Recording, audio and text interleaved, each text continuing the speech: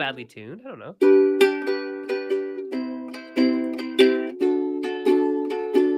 Maple syrup. Hey, everybody. It is the Maple Syrup Show, and we are here live and on air. And it's 2023. Kat, did you think we'd make it to 2023? There were some moments where I wasn't sure about it, Well, yeah. I mean, there are some moments when I was watching your pictures. It's like, George just ripped apart your entire house all at the same time. I mean, yeah, there have been bits where, our last house as well.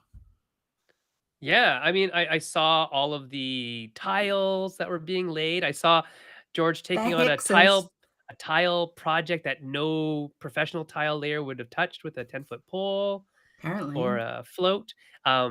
Yeah, it looks great, and you guys are like fully moved in to America, which is wonderful, which is great. Yep, we've got through, like, having contractors and everything. I think Yeah, that's pretty that's a American big of you. part of dealing with American all of the permits and things. Yeah.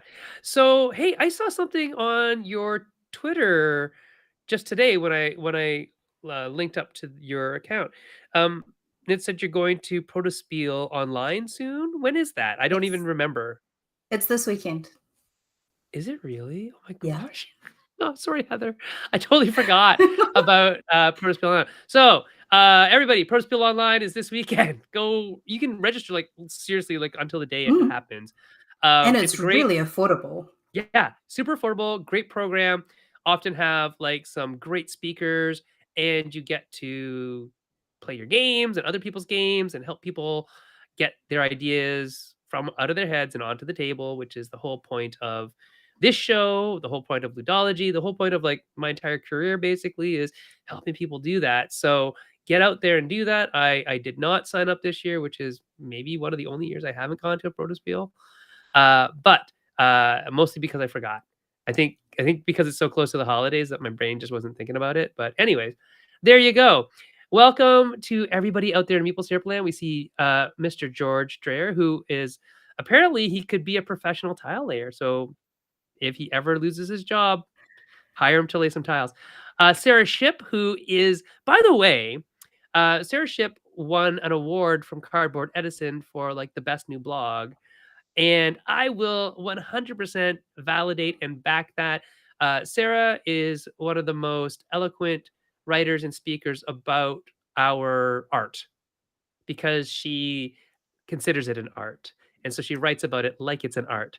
And it shows, and it's very much the kind of thing that will get you to think about thinking, be maybe a little philosophical, wax a little poetic about game design, and I think that's what we actually need to do. Oh, So if yeah. you don't read her blog, what are you even doing? Go read it. Go turn off the show. Go read her blog instead. It's better than this. No, it's we're on par.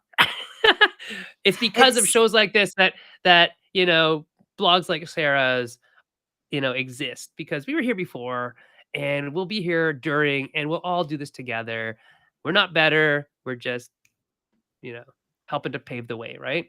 And so Sarah has been on the show before, and I think her biggest best piece was the one she did on resonance, and I really enjoyed that one a lot. So there you go. Hey, Dave I've read Thomas a is couple here. of more recent ones. Yeah. I haven't read that one. Sarah, I am gonna read your whole blog at some point, and then you're gonna get, like, a lot of messages from me. I hope you're Yes, you should. ready. Everybody should go read Sarah's blog. Like literally, just go do it after you get off the show. And it's a wonderful piece, a place to really think about game design deeply, which is something I believe we all need to do every now and then. Is take a step away from just rolling dice and putting chits on the table and whatnot, and think about what are you actually doing when you're designing a game. And I think that's where it really comes from. 150 posts. That's a lot of posts, Sarah, which is great.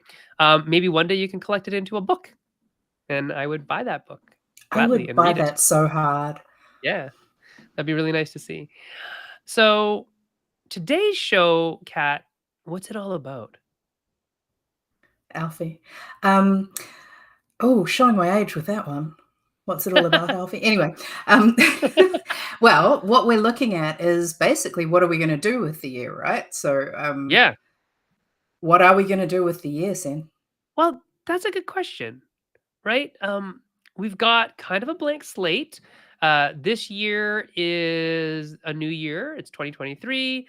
We turned over a new leaf, and we're saying not goodbye, but taking a break from the show will be Erica Buyeris. That's a weird way to say that. Erica will be taking a break from the show.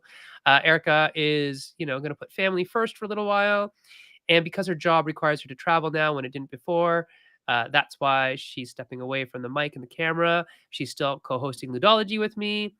Alara is also, Alara wasn't here for the last year as much as she wanted to be. Her life situation has changed. She kind of inherited a family all in one fell swoop. Boom. Now a mother of two kids, and sharing custody with another family. So it's changed. Life has Mm, changed for everybody. And so we're going to be doing the Cat and Sen thing, which is great. And we're also going to be looking for a third person to join us from, every now and then. We're looking for other contributors. If you want to pop in, like maybe once every 4 weeks, even just to have a 5-minute segment, we'd love to have you on the show. Uh, and I mean, hey, Sarah Ship, maybe this is something you and I should talk about. Ludology, we're also looking for some content creators for Ludology. Not to come on the show, but to have your own segment in between hours, because we have Ludology every 2 weeks, and we have Game Tech and Biography of a Board Game every other week.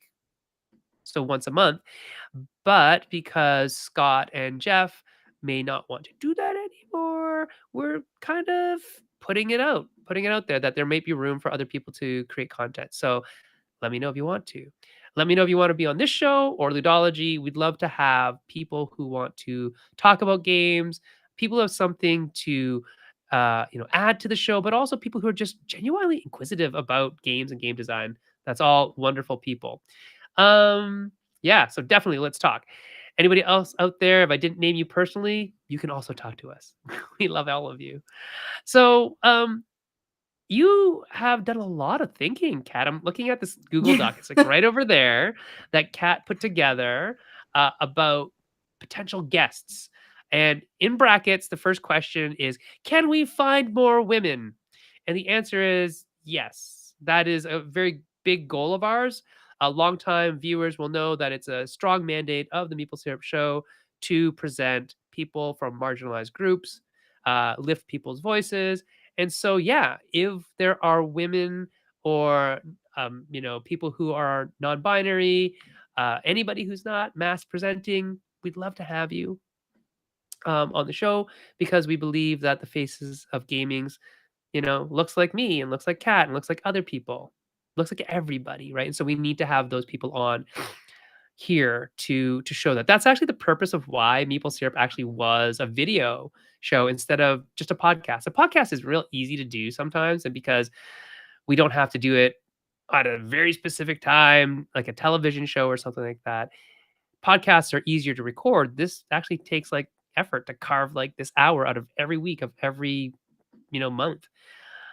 And so being able to show the world that, there are more to design than just, cishet white dudes is something we actually strived for right from the beginning. And it's only been recently that we've had that, not gender parity, but we've actually had more women, trans folk, that gender biased, um, spinning the other way, right? Or not biased, I guess, unbiased or less biased, which is good. So yeah, we have a lot of people on this list, but the question is, can we find more women? So yes, um, if people again out there are interested in being guests, if you don't have the time to commit for the show as a host or even a segment producer or something like that, if you want to be a guest on the show, you're welcome. If you were a guest on the show before but have more to say, or a game coming out like Sarah Ship is saying, you can definitely Yes. come on the show, and we'd love to talk to you about all of that. As you well know, that Maple Syrup isn't a show about advertising. It's not like a Kickstarter roundup type thing, but we definitely will talk about your game, and we'd like to know about it a little bit more intimately from the design perspective of things. So let's see here. Oh, hey, your number 2 name on here, Heather Newton, is running Protospiel Online this weekend. Yes. So Heather is awesome, and she is the person who organizes Protospiel Online. Uh, I don't know, Kat. What can you talk to her while you're at Protospiel Online? Oh, yeah. We're friends on Facebook and stuff as well. Heather, I'll hit you up. Yeah. Okay. Good. We Most of have. these people, I feel like I could actually, like, if I know them, then I think that we can have a chat. If they're people I don't know, their names you gave me. Right. We have a bunch of video producers here, like Tim Chuan, David Diaz, who've been on the show before. Ori hasn't. Ori Kagan is a great videographer, and he likes ducks. So I like ducks. Ducks are good. He can come on the show. He's just in Israel, so the time, because it's a live show, we also have that limitation. But you never know. You never know. He might come on. We have Isaac Shalev, who caused a little bit of a stir online the other day when he said, "Let's get rid of the word Yes. orthogonal," and maybe he should come on and defend his ideas of getting rid of the word orthogonal, because I Yeah. know that neither Kat or I are about getting rid of that word entirely. We're about it using it judiciously and maybe I explaining mean, it I visually. my background is also as basically a technical writer. Yeah, So when it really depends on your audience. Like if you're writing the rules to a children's game, don't say orthogonal. yeah, If you're writing the rules to a gateway game or a party game or something like that, probably don't say orthogonal or explain it really carefully. If you're writing something that's for like hardcore hobby gamers, don't explain it to them like they're 5 yeah, because they'll be insulted. Like you've got to get it at the right, and that's I mean, orthogonal for me is a really good word, and it's absolutely perfect. Diagonal, orthogonal, good times. Everyone knows what it means once you explain it. yeah. And And it's highly precise technical writing, and it's interesting. And like Isaac's not here to defend himself, so I'm just gonna rail on him so for a let's second. get them. So let's get him. But one of his arguments was like, yeah, the game doesn't need to, people will play it wrong anyways. So why does the word need to be that precise? It's like, no, I do not abide by that. The dude does not abide. Games are made to be played specifically the way I designed Yes, it to. No, and I mean, so that's not necessarily true. Like you can play it however you want it, you can but house if rule it, you but you need to if you know that don't you're have a house good ruling. yeah, if you don't have a good experience and you rate my game poorly because you're playing it wrong, is it because and I didn't explain it as perfectly as I could, then that is on me, right? So I want to explain it correctly and diagram it and explain it and give examples so that you play it so that you get the experience that I intended you to have. That's the ethereal intent of design, right? I mean, Tangent anyways, on that's that. yeah, go ahead. Quick tangent, but so anyone who follows our very small YouTube channel for Drarink may have noticed that we just remembered to post the last 2 videos of some games that we played a little while ago, and one of them was Cat in a Box, which we played Cat in the Box, sorry, that we played incorrectly, and we basically Right? missed 2 really important things. And when I was editing the video, I was like, "There's no way I could have figured that out." Like, George is reading out the rules, I'm listening to it again, having now watched another very helpful video that actually explained it.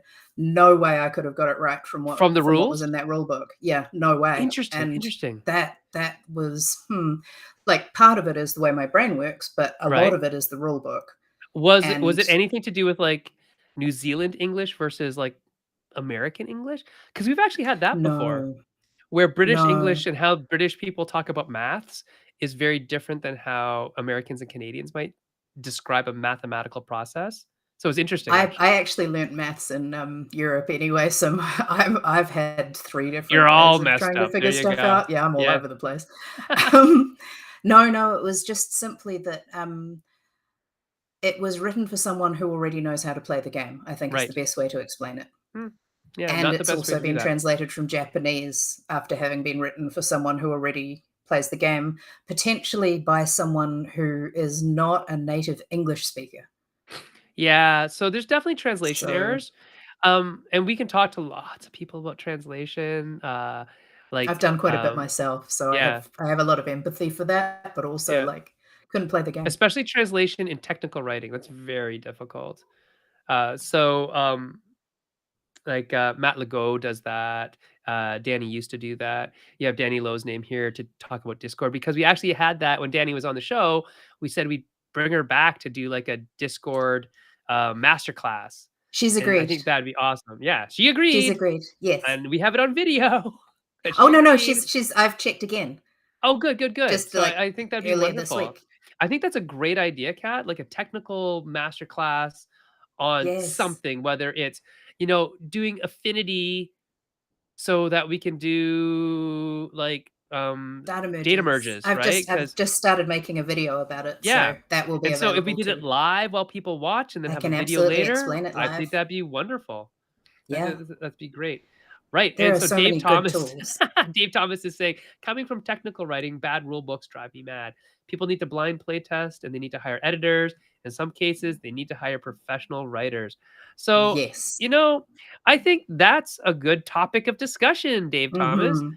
is about technical writing and rule book writing. There is a maple syrup infographic on that we can bring up and call onto, and then bring in some people to talk about rule writing. Um, so yeah, One of if my you friends have is people who an you think are editor. great, yeah, great editors, great rules Mhm. writers, let us know. We'll have them on the show. That's wonderful.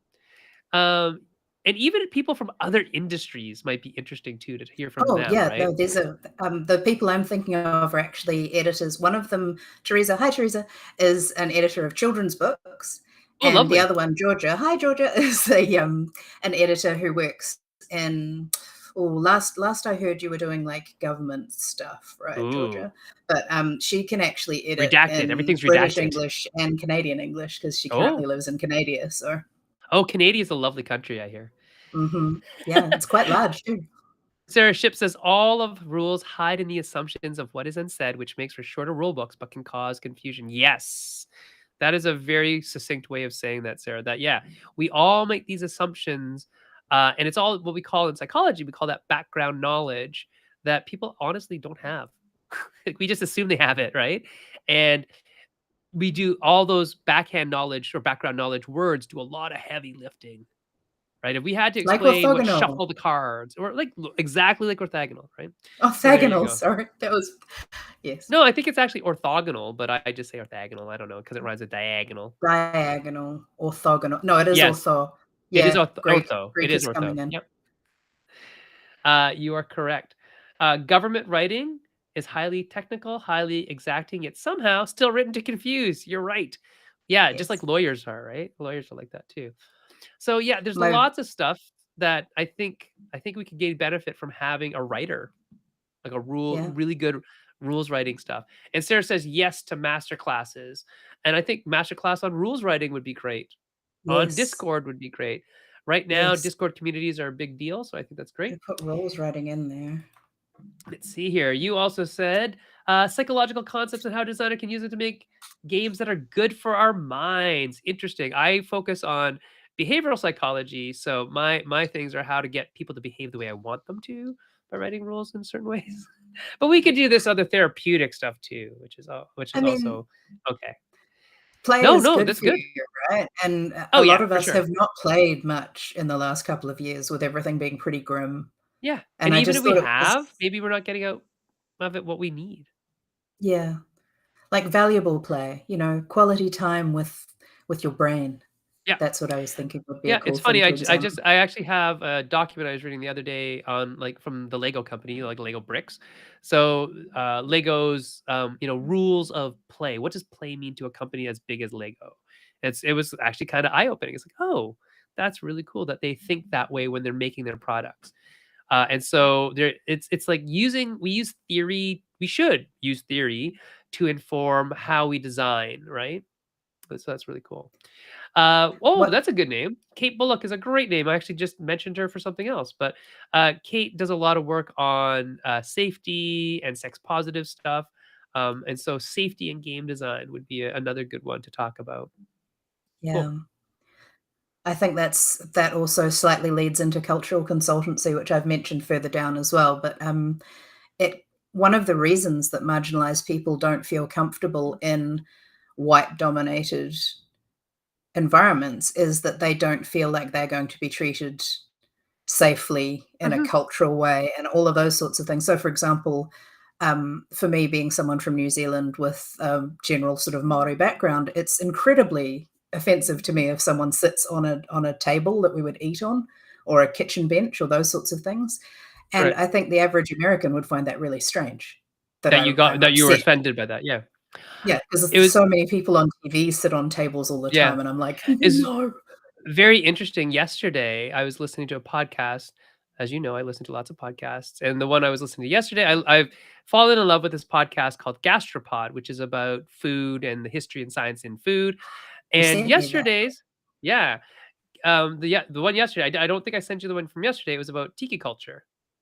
Oh, Right. oh. Yeah, and you and I have had conversations about tiki culture before, and it was really interesting in hearing, like, this is not all sides, everybody's good. There's still definitely some not great stuff about tiki culture, and the massive weird appropriation and conglomeration of this faux Polynesian uh, lifestyle decision that they made.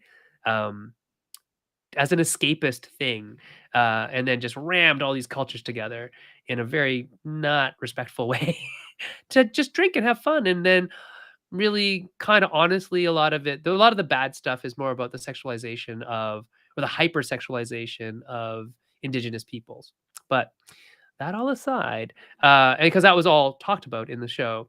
Um, yeah, anyway, the point being that, yeah, there is definitely cultural implications of stuff that people who aren't part of that culture don't understand why it is or is not kind of insulting. I'm doing cultural consultation right now for a game company, and I had to tell them things like, "Hey, I don't know if you know this, but you just use two different languages, right?" Because they're using Cantonese and Mandarin in the same game to describe terms. It's like there's two different languages there. I don't know if you knew that because you probably don't because you're not Chinese, and that's okay.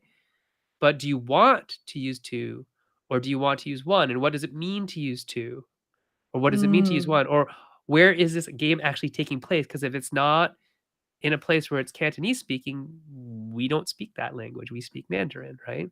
So it's all this kind of yeah. stuff. And then historically, where would this be in? All times and places. And is this fantasy or is this actually rooted in reality? And what do you want?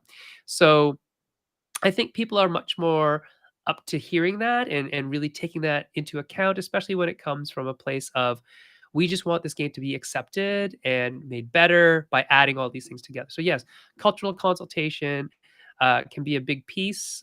We've had definitely other cultural consultation people in, and it'd be nice to have more. I think it's a thing that we don't stop talking about it until we don't need to stop talking about it, right? I often tell people that it's like they all say like, "Why do you always talk about race and culture?" Well, because 'Cause we you're still not have talking to. enough about it, right? Yeah. Like this is not something that goes away just because we don't talk about it. Like I can't change what I look like.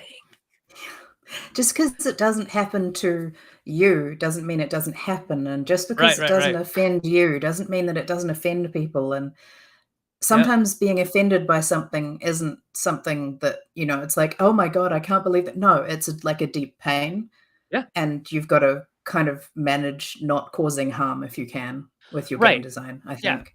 We should cause all the be least responsible for amount of not harm, causing harm. and then if you do, don't take it poorly. Like take it. You have to learn how to take that well. That you recognize that you did cause harm, even though the intention wasn't there. It's intentions matter only after we deal with impact, right? Dave Thomas says, I work in instructional psychology and design.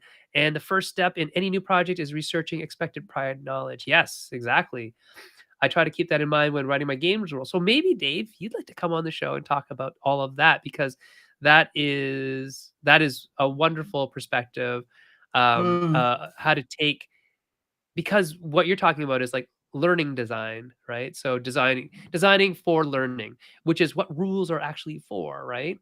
And I think we can learn as an industry from other avenues of education, academia, industry that have not maybe perfected it, but done a lot more research than games have into those areas, right? So, um, in terms of instructional design, educational design, psychology, there's like a body of evidence that game design doesn't really have access to or think about accessing in the way that we do in academia. So I think, David, that'd be a great thing if you want to come on. We'd love to have you. Sarah says games, colon, Agency as art has been a really neat perspective on why we play games and how they benefit us. Sounds interesting. Let's talk about that. Um, maybe we should take a look on how that is going on. Oh, here's a good one. Um, is there anyone from Automa Factory or a similar group that could be sourced to speak on the development of automated players for solo or less than optimal player counts? That is a great question. So I think so. I think we could. Um, so let me. That would be Morten Pedersen, who really is the one who is doing that mostly, and I'm sure there's other people who he works with. But yeah, if we can find it out, if we could get Morten onto the show, um, Morten, I believe, is he in the Netherlands? Don't know where he actually is, but we'll find out. We'll find out. We'll find out where he is, and maybe if he can come on the show, that'd be great. Or somebody else who works with him heavily. That's a name That we is in our put time in our zone. list.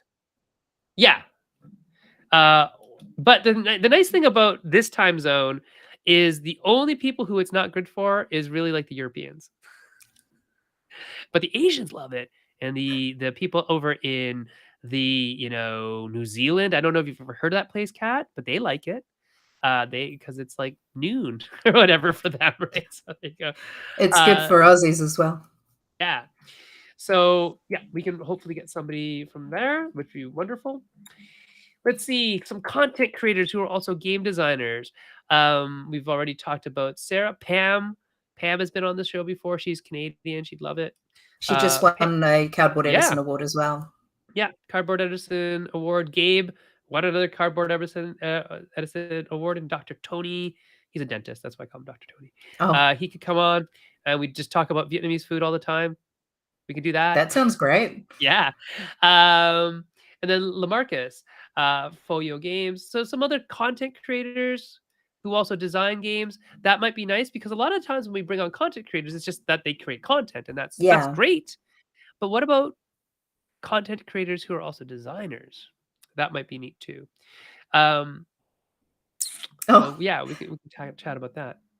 Yes. Evan's lost again. Evan, you can read the comments on the Facebook or YouTube, but you won't see all the comments from everyone. You want to go to the Maple Syrup YouTube. Right. I mean, Maple Syrup That's a Facebook, good sorry. point. So if you are on my personal page, where I do stream this to, just because some people miss it, what you can't. I will see your comments later, but I can't respond to them online here necessarily. I will go to my page right now and fix that problem. Not fix it. I can't fix it, but I will go look and see what people are writing under there. Oh, so Josh Dirksen, who lives down the street from me now, he moved to London, says that Automa players seem to be all I do these days. So maybe Josh, you can come and we can chat. Josh and I are going to be starting to do some play testing, hopefully in town. So if you are in the London area, Ty Tiefenbach, myself, Josh, maybe we'll get together again, like it was like 19 or what is it, 2019, before the pandemic. Um, let's see what else is there. Yeah, so I am on my page. I can see people who are watching there, and I will hopefully catch the questions as they come up over on that screen over there. I will close that chat window, but I will open this chat window. All right. Oh, you've also asked for sites or content creators who showcase minority designers. As I said before, we have that mandate, so let's do that. Eric from BGG sent out a letter the other day looking for designer diaries and such from diverse new designers. And, Eric is a great champion of all designers, to be honest. He works for BGG, and maybe that's somebody we come on to talk about the processes because BGG is a Mm, little esoteric in how you access it and do stuff on it.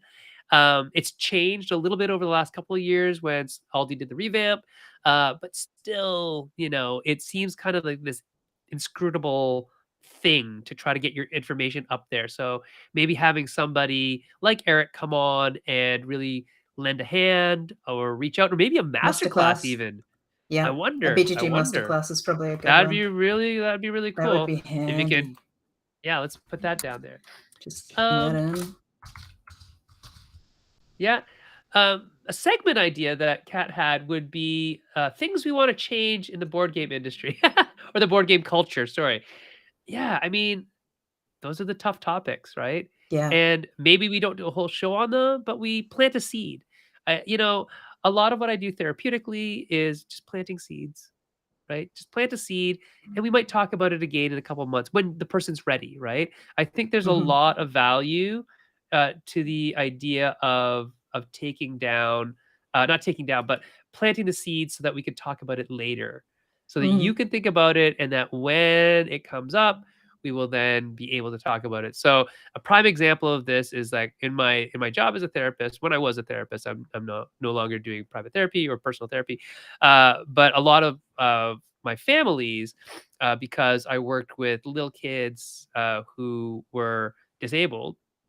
A lot of the families, their first, the mom and dad, the first question is, can you make my kids walk and talk? And the answer is like, I don't know. I can't promise you anything. Was usually what my answer is, because we legally cannot say we can or can't because we don't know. We don't know if this kid's going to walk or talk. Medically, we know there's a high likelihood that they're not going to walk or talk, which is why they're seeing me. If they had any chance, they probably wouldn't be seeing me at all. But it's like a loss. It's a grievance, right? So it's grief, not grievance. It's a grief Yeah, I period of was like, loss, not a grievance. See, not a language matters. grievance.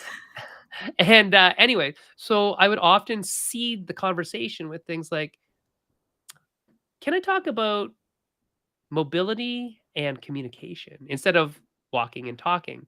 Right? Because walking and talking are just a form of mobility and a form of communication.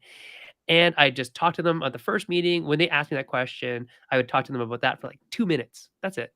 And then never talk about it again. But invariably, 99% of those families ask me about it 6 months later, 7 months later, when they are ready, because they're not ready. But I want Mm, to front load the vocabulary for them so they know what to ask about, so they can articulate their feelings better and tell a therapist or a doc, it doesn't have to be me, that about, okay, what about communication? What does that look like yeah. now that we have determined that my son is not going to speak in a typical way? What is it going to look like now? So Right? we could do So, things same like idea. that with cultural consultancy, all of those sorts of things. Just basically, well, the other thing, I mean, my example is I recently posted about finally getting up the courage to check and see if someone had been scraping my art off the internet, and they Right. had. And all I Yeah. did was I told my story and I left it. And I didn't get into fights about it because I'm tired of fighting about it. Right. But what turned out to happen was several people read that and went, "Oh, this is a real person who's been real person affected in their real person life. Oh, You're that's what not I'm a actually fake person, doing." Cat, I know. But I mean, right? that was everyone was suddenly like, "Oh, oh no. Oh, I see." Rather than artists, cat.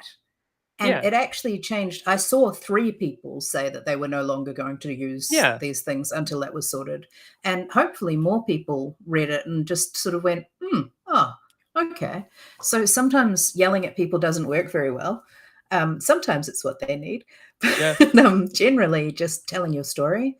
So I think it would be really cool if we could get people who could come and tell their story about whatever it is. So, for example, why it's important to not hurt people with the art that you use or the books the sorry the book the references that you use in a story, like if you Mhm. use particular words, there are words that people don't realize are racist, for example, like Sure. gypsy.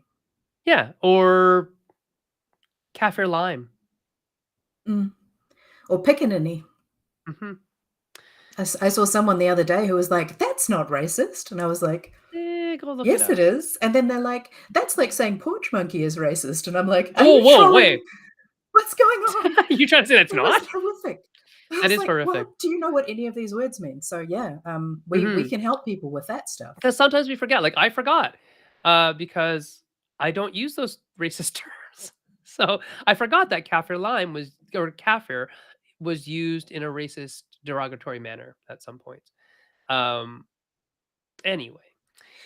So yes, David Yes, Thomas would be so happy to come on, and his design partner still works in serious game design, so we can have perspectives on that. And actually, serious game design itself is a really interesting topic. So for those of you who mm, don't know, it doesn't necessarily mean like, oh my god, it's so serious, but it means that it has an outcome that is serious in terms of uh, like a tactical war game, or it could also be some not serious like war is serious, but used in a serious manner to train people who actually deal with that real life situation, right? So that's part of what serious game design is about: simulation, models, that kind of stuff. And I think the if you're interested in another avenue of game design as an occupation and hobby, and that's fun, and mass market is fun, educational slash serious is also different, because educational is one thing, but serious game design goes out into the world of like business and management and corporate and government, and uses games there to teach policy, procedure, that kind of stuff, and also to generate new ideas. So I think that's a wonderful place. Sarah Ship said she's always curious about what why designers create content. What motivates them? And I think that's interesting too. Um, just with David's comment there, his design partner, I think David means Will, and Will is also Native American, so he's yeah, got some other perspectives he can add to the conversation too, yeah, which are we had some good conversations. yeah, wonderful. Yeah, and David, you're right. Like, so much slang comes from racist origins, but people heard their grandparents, their parents say it, don't know the origins, and then because their grandparents and parents might not be racist people, they don't think it's racist. Yeah, And that's kind of the harm of language when we don't understand where it comes from, is that it hurts people without you knowing why you hurt people. And if any of us who are people of color, marginalized, whatever, tell you that something's hurtful, maybe it's hurtful. maybe listen. maybe Yeah, well, that maybe was the listen and situation just with this change. That's all. person. Yeah, This person was like, "But my grandma said it, my mum said it. It just means kids playing on the porch." And I was like, "No, no, it does not." yeah. Right, and Christian adds, or when English is not your first language, right? Sometimes you really are not aware of the bad meaning of a word, and so it's our role to educate. And I think education is very different than admonishment, right? When like scolding somebody for using Oh it. yeah. So yeah. Christian, that exact thing happened to me. So I grew up speaking English and French, and I had a gap between when I was about 5 and when I was about 8. And during that time, I only spoke English. And so then I was dumped back into a French speaking school. And I managed to context clear my way through most of the words, but there was a particular word that means a woman of ill repute that I thought meant poo. And I misused that very loudly in front of a lot of people. It's And funny ever now. since, I look things up, I look them up, and I look Yeah. up the whole story behind them as well so that I make sure I'm not doing that thing. So, yeah, Hmm. Yeah, and the other thing Dave Thomas added is that serious games are way more data driven, right? There you go. So yeah, there's a lot of people to talk to. Designers who are also artists is something that came up. So yeah. Tristan Rawson's name came up here, and there's lots of people who do design who are also artists. We should talk to them. Cat's one of them. And again, if those of you who are out there know of people of color, people who aren't um, in the masculine presenting, we'd love to talk to them as well. If they run game jams, Ben from Unpub, Grant Rodiak, those are people, but there might be people who, again, aren't those dudes. We don't necessarily need to talk to these names. We'd like to talk to other people as well. If you run your little Guests, local game jam, let like us know. what I'm really interested in hearing how you plan that. Like what did you do? Because I've only done one. Sarah knows. Sarah was there. And I've organized a lot of things along these lines. I've never done a game jam. And I love the idea of talking to people who plan these things because there's so much about game jams that links to game design. I think it would be a really interesting topic. Yeah, I think so too. And then we have a couple things here about guests who build the tools we use. So JT Smith talking about Component Studio. We've got a very big ask here for somebody from Adobe or Affinity. I mean, maybe, right? Hi. Um, yeah, hi Adobe. Come on. Uh, Andreas Nand, who's the designer of Nandeck, um, they are giving a free resource to the community. Nandeck is a wonderful tool for those of you who work in a Windows platform to generate your cards from spreadsheets. It's free. You should use it. You should try it at least, right? Somebody from Discord, maybe that would be cool. So the technology that we use, the tools we use, are there people who know it and can answer questions about it? That's kind of cool. Crowdfunding platforms. So we talked about having a regular Kickstarter segment. That would most likely be with Nicole Amato, who was here a couple of weeks ago, maybe a month or two ago. And she would definitely be into coming back every now and then, which would be cool. Um, let's see. Oh, Evan's saying that for a game jam that he did, they did a weekend on the mountain. They snake drafted bags of mechanics and drew random mechanisms to drive the process. That's cool. Uh, That Dave sounds Thomas awesome.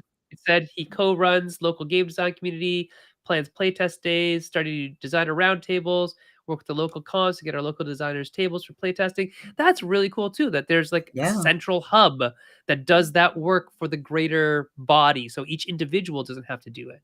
That's wonderful. It's like a second job, but so worth it. Yeah, it sounds like it is, right? That you are helping the community get more presence, and it's not just for you as an individual. That's wonderful. So also we'd like to see maybe Backer Kit and Game Found come on if there's people from there. If you're there, hello, come on the show to kind of round out what's happening. So it's not just always Kickstarter, always Kickstarter, always Kickstarter. It just happens to be Indiegogo? Kickstarter. Not Does so anyone much. do games on Not so Indiegogo? much anymore. They used to. No. And Nate used to work with them, but not so much anymore. But yeah, like I mean, Kickstarter, the only reason why Nicole's here is because she's a good friend of mine. So if we And have she's other people, awesome. and she is awesome, yeah. If we have somebody from BackerKit and GameFound, that'd be wonderful to see the other sides. We might have to have them on different days. They might like implode if we have them all at the same time. But yeah, That could be what if these interesting were though, s all like a segments, crowdfunding right? panel. Yeah. Have at each other. It'd be more like a crowdfunding free for all or a crowdfunding Royal Rumble. Yeah. Um, People who supply the things that fit around game designs from indie, medium, large publishers' perspective, and they want what they want from us. Oh, interesting.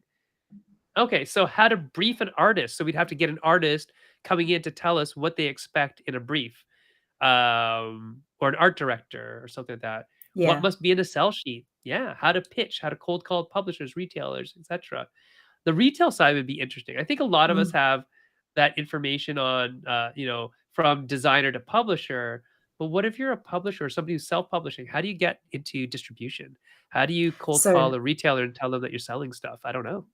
we were really lucky to be able to talk to Angel, who founded Guardian Games here in Portland. Right. And she gave us some really useful and interesting insight. She may be willing to come on the show and talk about Sure. that, That'd be awesome. especially because she's not doing it anymore. So there's Ah. no sort of, this looks like self-promotion thing. But Right, right, right. just the basic stuff. Like I've worked in retail and I've run Yeah. my own small craft business, but I've never been a big retailer like that. And the things Right. she told me, I was like, this is really obvious. And I would never have thought to go in with, for example, if you're going to go to a retailer, have a little, like, not a sell sheet, but almost like a little flyer that talks about how to tell someone else how to play your game. Yeah, we actually talk about that a lot, and we haven't really done it yet. But something that Alar and I have always wanted to do is actually make a kit, and Yeah. Jay as well, is make a kit for the stores. This is how you Mm. play the game. This is how you teach the game. And Yeah. I'll give you all a free kind of pro tip right now, is because it's not from me. It's actually from Anne Marie Eden and Justin, who run Fireside Games. So they do Castle Panic and all those the Panic games. Go look at their website and in their media packages and their store packages. Chef's kiss, they are beautiful in terms of like, here's a shelf dangler that you can print and cut out and put it on there. But it's also, here's how you teach the game in 5 minutes. to a customer. Here's how you set it up so you can play it immediately, that kind of stuff, right? So you can take out the random factor. You can just show them this is how you do all the things you Yeah. need to do to play the game, but I have to stack the deck to do it, right? That kind of thing. So it's Yeah. beautiful. It's wonderful. Take a look at it. It's good stuff. That's And I that's think, exactly the kind of thing I'm talking yeah, about, but because normally what we do is we have a lot of designers who tell us their way of doing something, but what I'd like to do is have the other side tell us what they actually want. yeah, what they want. Good. So Yeah. graphic designers, artists, publishers, marketers, campaign managers, game manufacturers, fulfillment managers, cultural consultants, editors, prototyping services. All those are great, great ideas. Oh, you listed Launch Tabletop. What does Launch do? Tell us what Launch does. Oh, Kate, I hope I represent you correctly here. So I helped actually test Launch Tabletop, which is a little bit like the Game Crafter and other services like that. But the difference is, whereas with the Game Crafter, it's designed to be accessible and straightforward and very easy, it doesn't necessarily teach you the next step, which is how to actually send your files to printers or to real publishers. For if you go from I made this into a PNG, but then you actually have to make it into a PDF that has, all of those traps that I fell into, Kate, such as having the wrong black or having too many things in my PDF and all of those things. So Kate has very kindly taught me over the last 6 months or so how to not do that. And in the process, we have helped make Launch Tabletop more accessible to people who will be coming in at my level and learning to use it. So it is similar to the Game Crafter in that you put your own stuff into it, create your own game. There are different things available. It's based in Australia, people Right. in the rest of the world. So you don't have to pay postage from the US now. So if you're in Australia, if you're in New Zealand, you're used to the postage, but whatever, it's from Australia rather than the US. Yeah. Um, We need something in and Canada now. yeah, yeah, I think you probably do, but also in Europe. Like there's a definite demand for these things in places where a lot of people are making games. Yeah. And shipping it from the States it's a lot. Yeah, maybe I'll talk to Kate about becoming the Launch Tabletop Canadian franchisee or something. I don't know. I mean, Very cool. I think there's a lot of tooling cost. I I don't remember like that. JT saying something Oh, like, yeah, if yeah, yeah. you've got Well, I've several talked to million JT dollars, about it, then yeah. I've talked to JT yeah, about doing it before. He's like, "Do you got a couple million? Because that's what it yeah, takes." It's like, yeah. I mean, Not sure, right now." yeah, I have actually. I think I've got a roundabout that just lying around on my desk. Yeah. So, print and play design. Yeah, that's a new Yeah, thing, and it's a even big just thing. yeah, a lot of people are making some big moves, in print and play design. What does it take to get people to pay, you said this, for a to print a piece of paper themselves and accept it as a game? It's a good question, right? And then, a couple of people we've already talked about, like Tristan Rawson and, Chris Backey, Rock de Leon, Matt Dunstan, lots of people are doing this, and so it'd be interesting to hear from them, what do you see that's different? And in that regards, I would like to talk more about sustainability and environmentally friendly games. So that's a thing I think that kind of links up to that in some way. Yes, it's Um, definitely connected, and the yeah, postage situation. yeah, yeah. And David said seen some impressive print and plays on Kickstarter lately, for sure.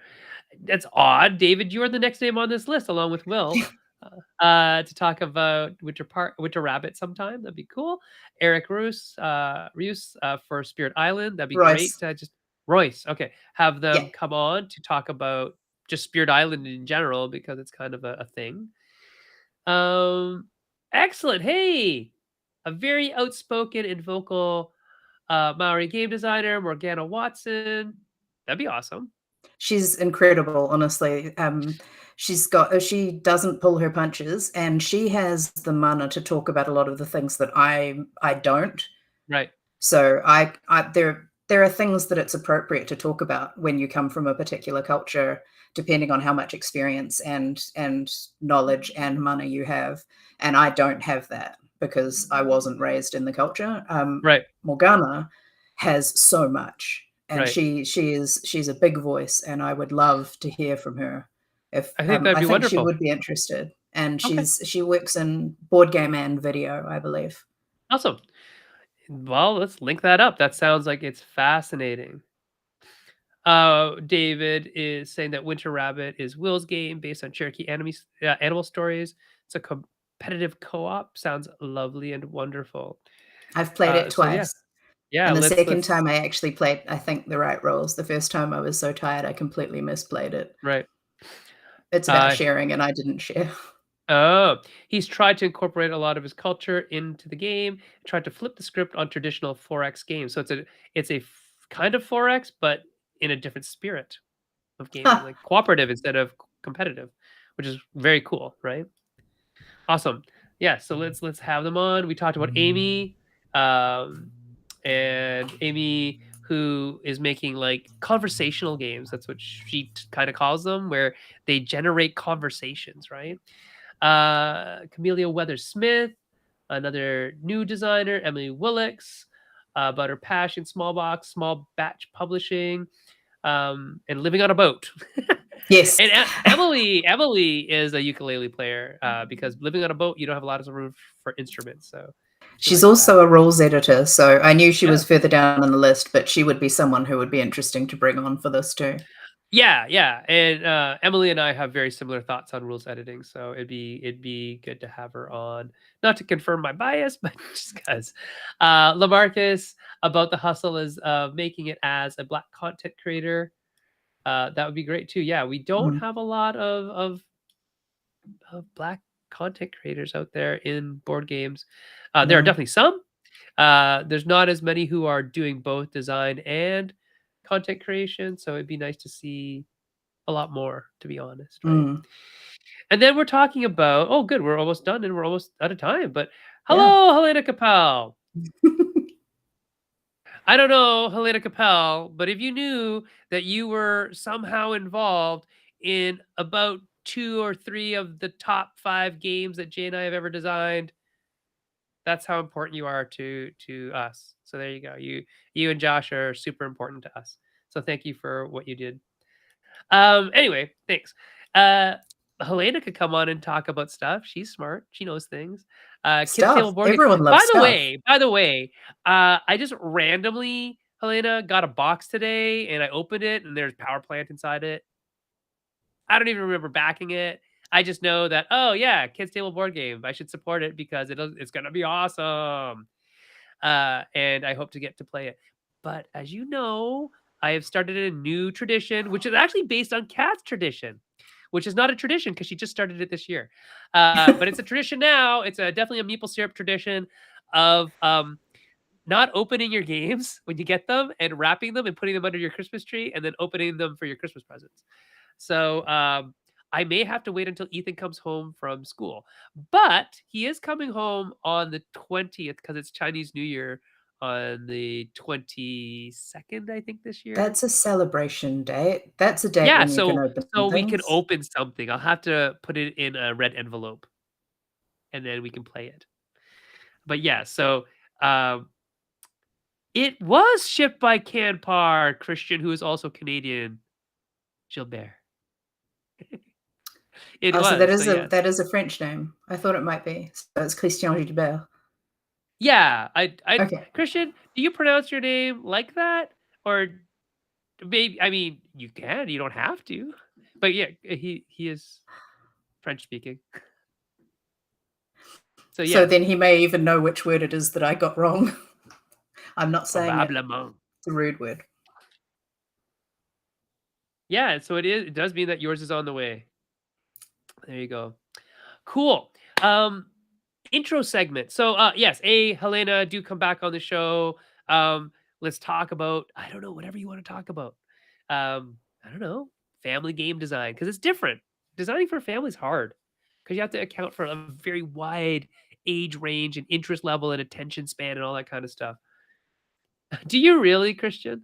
He's like, I pronounce it differently based on who I am talking to.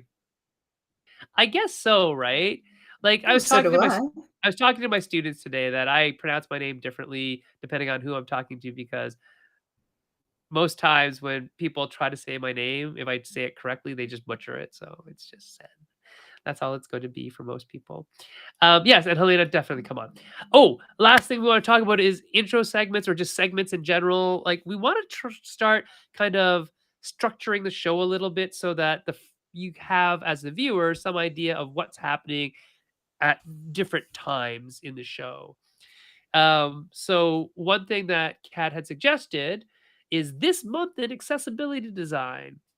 So maybe thinking about accessibility in gaming, but not as a show, but as a segment, so we can spread it out over several weeks, months, year even. And that would be great because then it's always at the front of the mind of everybody.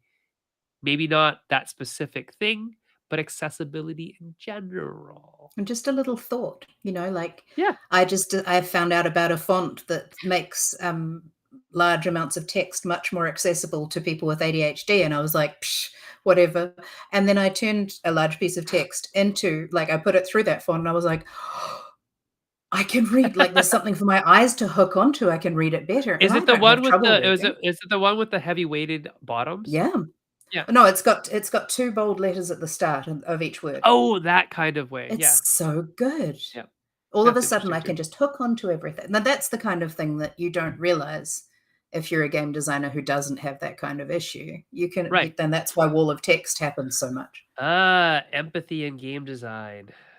Big topic, big topic. Another one, speaking of ADHD, Kat may do an intro segment that's like, what caught her eye this month? Because Kat has ADHD, she hyper focuses on things, people. So what happens? It's a superpower and a super weakness kind of all at the same time, right? Yeah. So what caught your eye this month from Kat's perspective? That might be something we do. Cat's eye. Oh, just came up with the name for the That segment was right there. that was an anime that I used to watch as a Oh, yeah, kid, yeah, yeah, with the thieves. but I only know it in French. It's still Oh, called yeah, yeah, cat's yeah. eyes, but it's Yeah, pronounced in French. Cat's eyes, senior cat's eyes. But yeah. yeah. Oh, yes, you're right, you're right, David, that is the one for dyslexia. The one with the heavy weighted Ah, bottoms, okay. right. A spreadsheet of accessibility products, websites, etc. would be very useful. Yeah, I mean, maybe that's something we can produce as we go through the segments over the course of several months or the season. The first season, so our seasons are weird because we divide it by basically con season, right? So July, August is our off period. So we have a longer first half of the year and a shorter second half of the year, and each of those is really a season. We think of it that way. So yeah, I mean, we could do a season where it is accessibility, and by the end of that season, we would have generated a large list of things we want to talk about and links to resources. And it might be like, 40 links worth of stuff. That sounds cool. And it's really simple stuff as well. Like, people think, oh, making it colorblind accessible. Oh, there are only like 2% of people who are colorblind. Yeah, but when you make the colorblindness stuff part of the way that you think about things, it also makes you think about other things. Yeah. Like, my eyes are getting old. I can't see those cards across the table anymore. It's really strange to me because it's happened reasonably quickly.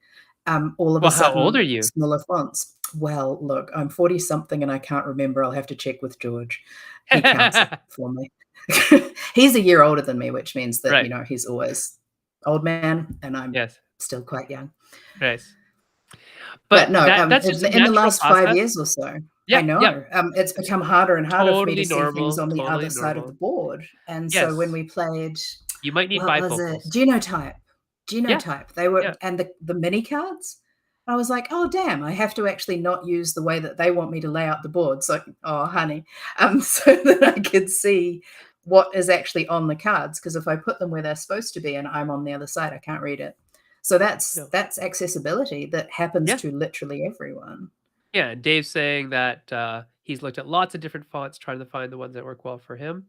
So, yeah, Mhm. colorblind stuff, visual stuff, writing, reading, all of that stuff is really important, and I think, UX. the idea of making games approachable to more people, it's important. I wrote in my reply to Isaac actually is that the number one thing that we try to do, or the number one problem really, is that games, if they're unapproachable, they're not played, no matter how good they are, right? And it Mm, takes a lot of like, this is the best thing since sliced bread, and everybody telling you to engage with something that is difficult for you to engage with, yeah. right? That's why I'm having So trouble with Ark Nova. I yeah, can't get past the visual presentation of Ark Nova to play the game. yeah. Here, this is a good point, David. This is kind of what we say about everything, like universal design. We were talking about designing textbooks as teachers and instructors. We were talking about laying out classrooms or buildings. Accessible, more accessible for one makes it more accessible for almost everybody. Yeah. All of you out there have probably used a curb cut or a door strike to open a door, right? Even though you don't need to, because it just makes it more convenient for you and safer for you. So, David saying that he never understood why it's not just standard to make games more accessible. And I think there's this argument that maybe Sarah can come point in on it sometimes about games and art, right? And games are really like functional art. Like they have to work as The well as functional they have part to has to look. work too. Yeah, they have to look good because they are judged in a different way than something else. But then you look at architecture as well. Architecture is art. Mm, And I'm sure there are people who hate the fact that we put a ramp in a century old building or something, but accessibility is important. yeah. So, yeah, but we're not paying for that building. We're not the ones that pay for the building. We just use that building, right? But when you pay for a game, if it doesn't look right, then why am I paying for it? But it makes it more accessible to people. I don't know. It's a Which big argument. connects to another, masterclass I think we should definitely be having, which Yeah. is UX and UI, and I think we should have them separately because everyone always puts them together. UX being user experience, UI Yeah. being user interface, and Yeah. we as game designers need to think of both of those. How does my user move through my game, and how does my user interface with my game? Yep. And I've noticed that, because my background is software.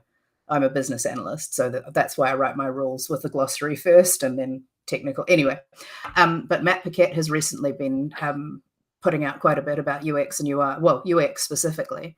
And I know some people who work in those areas in software as well. And I think that would be a really interesting Yeah. crossover. Oh, you know what, Kat? That is a very good point. Let's talk about that just before, because it's almost time to go. But Mhm. I think, and because this is how I learn, I actually don't learn a lot from people in the industry, which is funny. But it's true because we all know kind of the similar stuff because we just kind of talk about the same stuff all the time. Where I learn the most from is people from outside the tabletop industry because they are not worried about game design. They're worried about just UI or just UX or just whatever it is they are doing, technical Exactly. writing. And so I learn a lot more from them and then I apply it to games. So yeah, I think if we can find people from outside the industry for some things, that would be wonderful. Wonderful, I think absolutely so. Yeah. wonderful. Or people But who might be in the game community, but don't do that job in the game community. Maybe they do that job outside of it, you know? mm, well, Cool. actually, my next thing on the list is homework games. So that's within the community.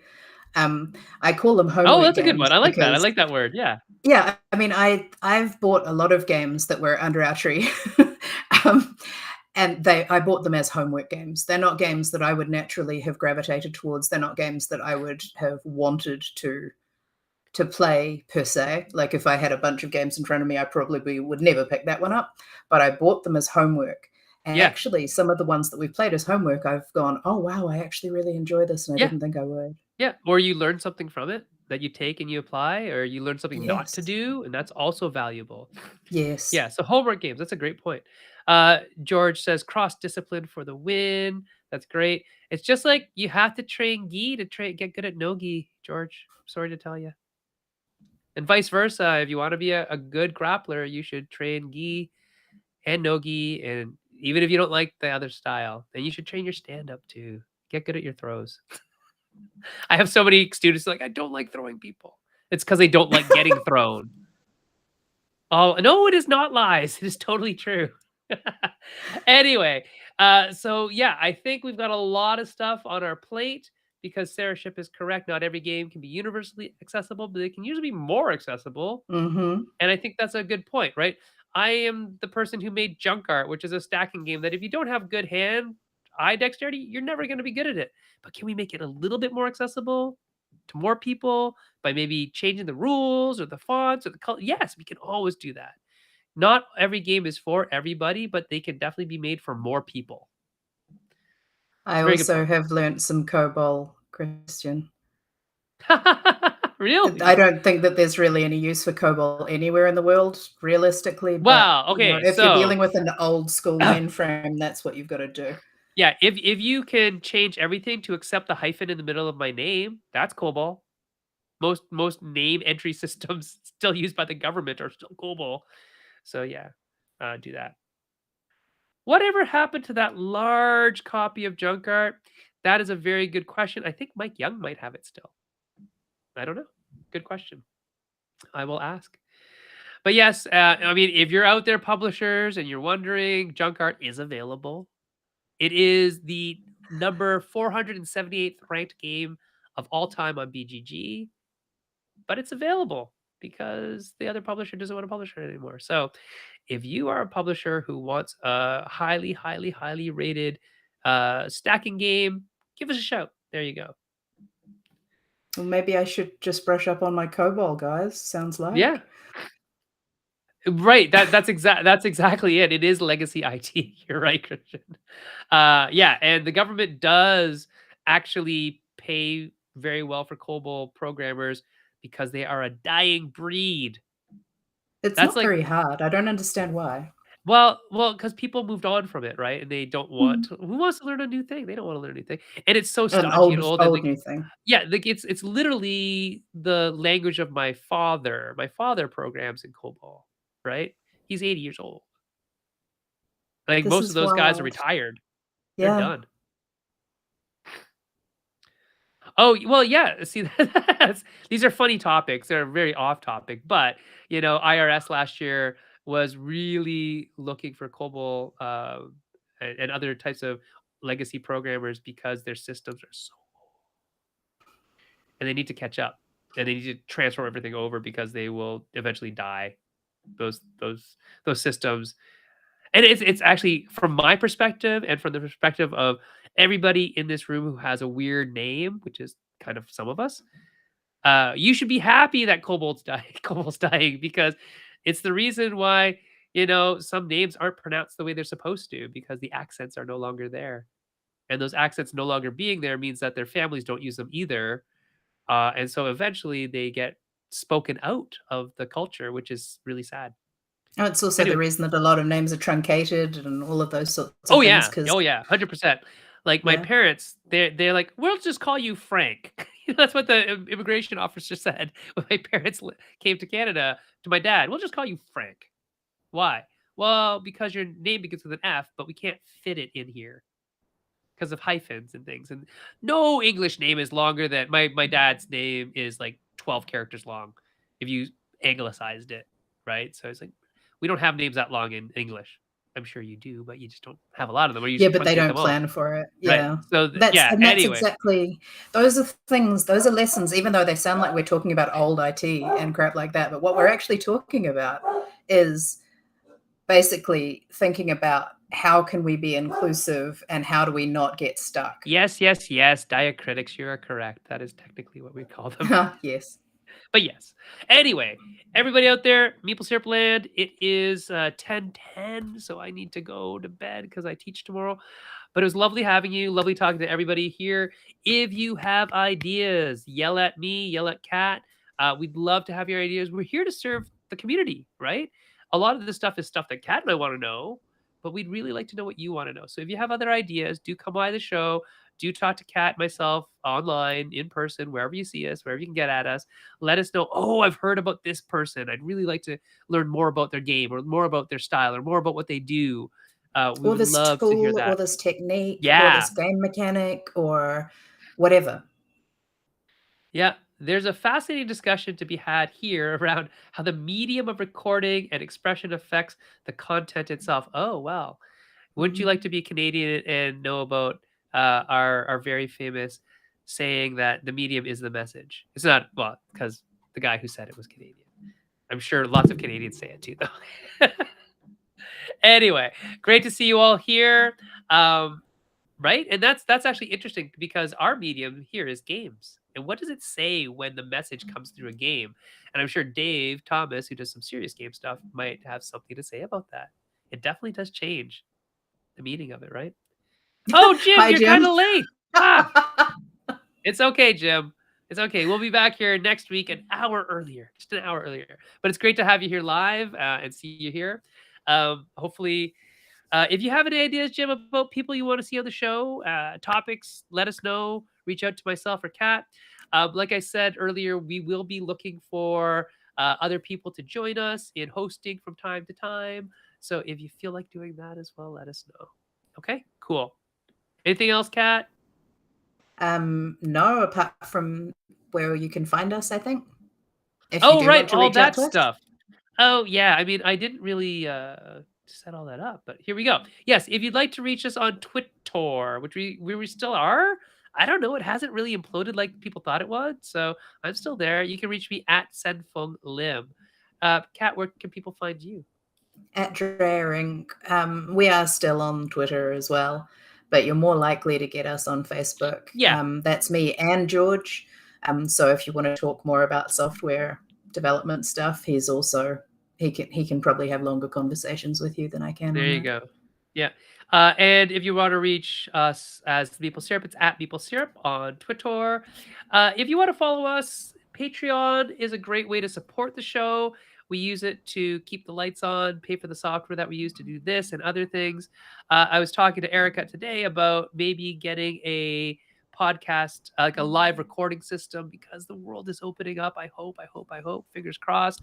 And then when we get to places like Gen Con, we could do live recording of podcasts and then get that out to people, not just this, video show and things like that. So hopefully, we'll be using that money to propel the show in different ways and get people to conferences and conventions and things like that. So that's the hope for all of that. So do support us if you wish. That'd be great. Um, we don't know what's coming soon. Why? Because we haven't planned anything. Today was the planning. So now that we've talked, Kat and I will get our butts in gear collectively and get the next show up. So when you go to Facebook and you are looking at the Meeple Syrup Shop Talk page or on Twitter, we will post the next couple of weeks worth of coming soon topics, people, etc., as soon as we know. Okay, that's it. We will talk to you in a week. All right. See you later, everybody. Bye.